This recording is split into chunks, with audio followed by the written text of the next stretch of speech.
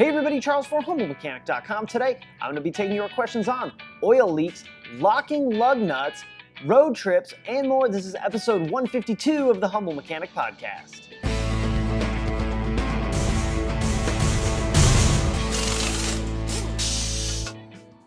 All right, to get a question on a show like this, email me, charles@humblemechanic.com. Put question for Charles in the subject. Then ask your question right at the top, mash the enter button a few times, then give me all the details of your question. That helps me scan and put the questions on the shows like this quite a bit faster. Also, if you don't see your question or hear your question on these kind of shows, be sure to check out the Quick Answers playlist on YouTube. That's where I take one question, give it an answer, and put it up as a standalone video. And I usually save it till the end, but hey, this is a good opportunity to remind you guys, don't forget to subscribe to the channel. All right, before we get into the show, let's talk about the sponsor of the day, which is CRP Automotive. CRP deals in a ton of OE maintenance and repair parts, timing belt kits, suspension components, and even fluids. In fact, they make the factory DSG fluid for Volkswagen and Audi. So check them out at crpautomotive.com. All right, let's get into your questions. First one comes from Katie. I was watching some of your YouTube videos. They're very educational. Thanks, Katie. I appreciate that. I watched one about how VW water pumps fail. I believe it was titled 2.0T TSI. You mentioned briefly that it can be caused by oil spilling onto the part. Could you explain why that would happen and what the repairs would be? So, Katie, that is a great question. Basically what happens on the TSI engines, and I'll link up the video for you guys to check out. Basically what happens is oil from the top side of the engine will leak down, leak down, leak down. It'll saturate the water pump. And what that can do is that can deteriorate the plastic or the composite that the pump's made out of, the entire housing is made out of, or it can actually swell the seal that's normally meant to help keep coolant in. It'll actually swell the seal because it's not meant to keep oil out. So the seal gets swollen, coolant leaks past the seal.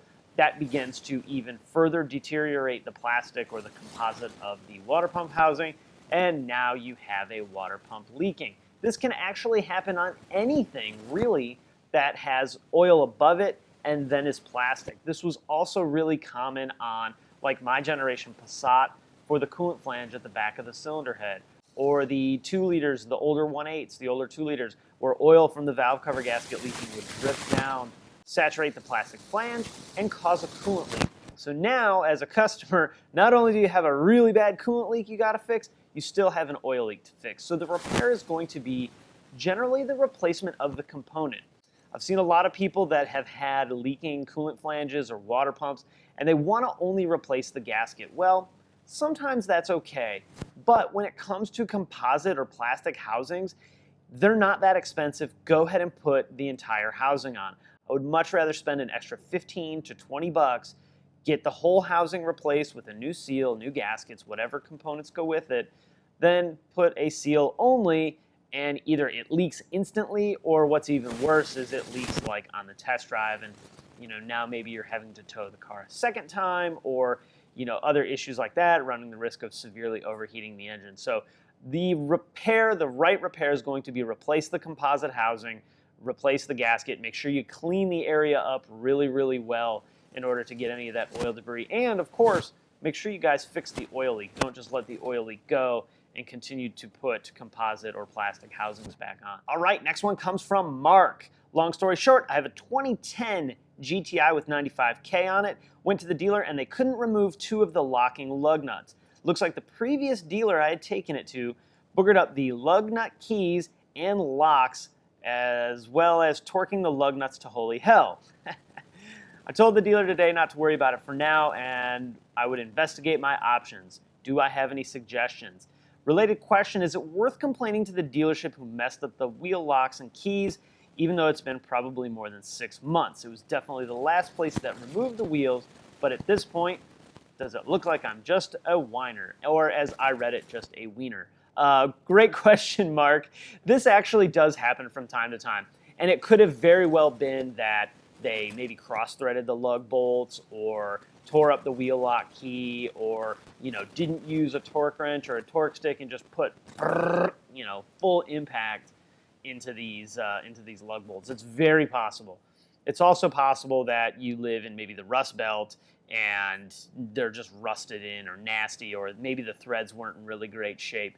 Suggestions on getting them off. There's companies that make removal kits. It's basically like a big, well, not like this, but it's like a big extractor, and you whack it on with a hammer and then use not an impact, but you use a breaker bar or a ratchet in order to break it loose. That is only if the key itself or the locking portion where the key fits into is messed up. If all of that is intact, what I usually do is, maybe I'll soak it with a little bit of penetrating oil or something like that. And what I'll do is I'll actually impact it straight with my impact gun, tight a little bit, and then loose, and then tight, and then loose. And sometimes like that gyration or that hammering effect the other way can actually loosen it up. This does happen from time to time, again, even on a properly torqued wheel bolt. So that would kind of be my first step. If that doesn't work, it's time to break out heat, maybe one of those induction heaters or something if you can find that. You can get way, way deep. I've seen wheels torn up trying to deal with this problem. So I would try going tight, then loosening first. If you need a wheel lock key, it might be worth the $30 trying to get it from the dealership. It might be worth the $50 paying them to get it out. I've had to drill these out before. That super sucks. That is not fun, especially when the key is broken off on the inside or something like that. So key's broken, try the extractor. If neither one of those are those options are right, heat. Worst case scenario, you're drilling it out. There may be other solutions. If you guys have other solutions for Mark, please post it in the comment section. Let's try and help him out. As far as complaining about it to the other dealership, it's worth it. I don't know if you're gonna get anywhere, but it's definitely worth it. The thing I will say though, like from a dealer tech standpoint, is that I almost never use customers' wheel locks. In fact, I do whatever I can do to not have to use their wheel lock for a couple of reasons. One, I don't want to dig through a customer's stuff to try and find their wheel lock. Two, a lot of times their wheel locks aren't there anyway. And three, I have my own set. So I'm gonna err on using my set. It's worth talking to them about. I wouldn't really worry about sounding whiny. Just don't be whiny about it. Just state facts, right? But I also wouldn't really expect to get anything out of it. I would expect them to be like, well, we don't know what could have happened in the 6 months, blah, blah, blah. You may get some nonsense story like that, or you may get a dealership that's more than willing to help you out and try and get your wheel locks off. So personally, not a fan of wheel locks. I think they just cause more hassles for customers and technicians than they prevent any thefts at all. I don't think they prevent thefts at all. If someone wants your wheels, friends, they are going to get them, regardless of your wheel locks. All right, next one comes from Ryan. What tools should I bring with me to college? I'm taking my 2004.5 GLI to college, and I'm wondering what tools should I take along with me for any repairs or maintenance that I need to do? Ryan, this is an awesome question. So what you're gonna wanna do is get a small plastic toolbox and fill it with, a full range of metric tools, right? Sockets. Let's do 10 through say 19. If you can afford all of this, great. If you can't, it's okay too. This is a perfect opportunity and a perfect situation where buying the cheapest tool you can is probably gonna be okay. There's only gonna be so much you're gonna be able to do in the parking lot at school. So go to Harbor Freight, go to Northern Tool, get the cheapest stuff. Someone breaks into your car and steals all your tools.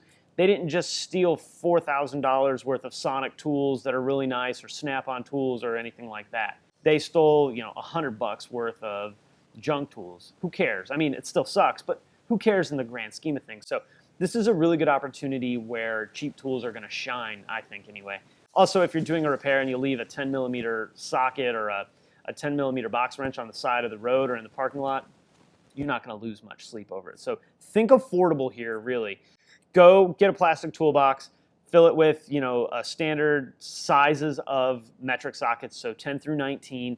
You're gonna want a ratchet, you're gonna want an extension, you're probably gonna want a universal, you are going to want some Torx bits, you're going to want some triple square bits. Triple squares weren't huge in the Mark IV generation, but they are out there. Obviously a flathead screwdriver, a Phillips head screwdriver, a flashlight, a pair of gloves.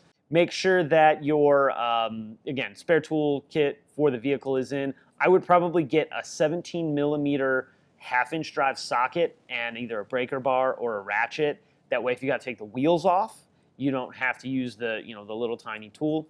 Probably worth investing in a cheap or, decent impact driver, or if you have one, throw it in the box anyway. But here we want to think affordable and space conscious and make sure that we have enough things to do the basics. But man, there's a lot of stuff that you're not going to be able to do in the parking lot of your college. So start with that. This is what I always recommend too. Open the hood and look around. See what kind of fasteners your car has. 10 millimeter, 13 millimeter, 16 millimeter, 17, 19 millimeter. Those are really common. Phillips, Torx, T20, T25, T30 Torx. If you want to invest in a code reader, a cheap $20 code reader, or like a blue driver reader where you can use your cell phone and pair it to your cell phone. If you want to go real deep, you can get VAGCOM. That way you have something to check codes if your check engine light comes on. There's places that do that for free for you too. So I wouldn't hate on you not investing in that. But a good flashlight is one that you're definitely going to want to. Oh, Ryan also had one other question about preparation before taking a road trip. He's taking his Jetta, like we just talked about, across country. Before he leaves for the 3,200-mile road trip, what should he do? He said, oil change and check the spare tire. Of course, right? No brainer. I've actually done shows about prepping your car for road trips. I'll link those up. The key things are, do not wait till the day before you go on your road trip. If you wait till the day before, you can almost guarantee that they're going to find something wrong with your car and it's going to push you back a day. Take it in 2 weeks beforehand, get a full checkup, get an oil change, have them check the tires, the spare tire, wiper blades, lights, all that stuff. Then go in a couple of days before and just have them recheck that. You could have had a light went out or something stopped working or picked up a nail between the first inspection and the second inspection. Or if you're a DIYer, go ahead and do the DIY stuff yourself. Do your own inspections, but check all that stuff. Watch those other shows. I'll link them up. We can go on and on and on about prepping for road trips, but I think those 2 or 3, it might be 3 different shows, will really help you out and help you develop a checklist of things you need to do as the road trip comes up. Not, friends, not the day before that you leave for your road trip.